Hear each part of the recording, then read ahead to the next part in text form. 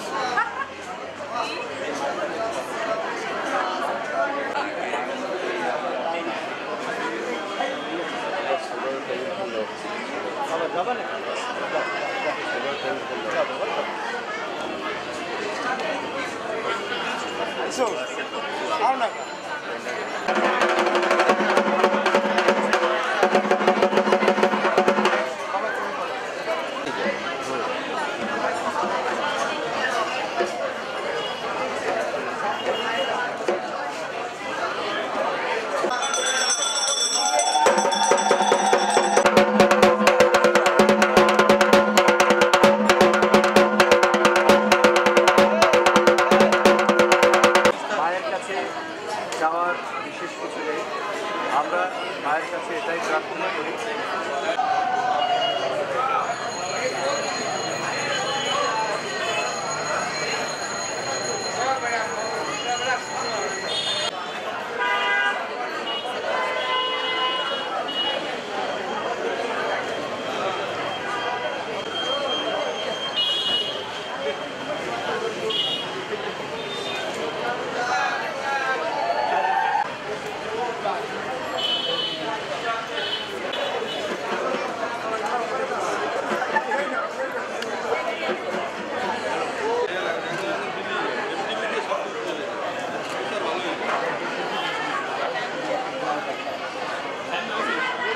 হয়েছে এবং ষষ্ঠীতে আমাদের মন্দিরে অবস্থান এবং গতকালকে সপ্তমীতে নবপত্রিকা অবস্থান করছে মন্দিরে এবং আজকে মহা অষ্টমী এবং হিন্দু ধর্মীয় বড় পুজো তাকে বলা হয়। আজকের দিনে সবথেকে বেশি পুজো এবং সব কিছু অনুষ্ঠিত হবে।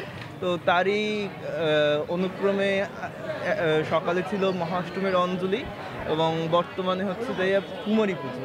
তো কুমারী পুজো হচ্ছে যে আমরা সবসময় নারী জাতিকে মা রূপে জ্ঞান করি। পৃথিবীর সমস্ত মা মানে প্রতিমার ভিতরে মা থাকে না, প্রতি মাতেই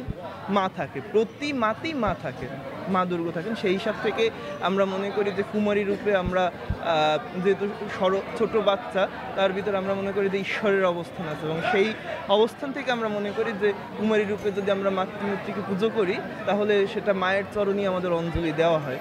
সেখান থেকে এখন কুমারী পুজো অনুষ্ঠিত হচ্ছে। এটা হচ্ছে একটি নারীকে উচ্চ মর্যাদা দেওয়ার একটি পূজা, মানে প্রতি মায়ের ভিতরেই যে শক্তি বিরাজ করে সেইটাই পূজার ভিতর থেকে প্রকাশ করা হয়। প্রতি মার ভিতরেই যে আমাদের মা দুর্গা বিরাজ করেন, তারা সংসার সব দিকে সামলে দুষ্টদের দমন করে আমাদের সমাজকে টিকিয়ে রাখছে। এই কুমারী পুজোর মাধ্যমে মূলত নারীকে সম্মান দেওয়ার যে একটা প্রচেষ্টা, এইটা আর কি তুলে ধরা হচ্ছে এই আমাদের মহা অষ্টমীতে কুমারী পুজোর মাধ্যমে। একটু পরে আমাদের সন্ধি পুজো অনুষ্ঠিত হয়ে যাচ্ছে। নমস্কার।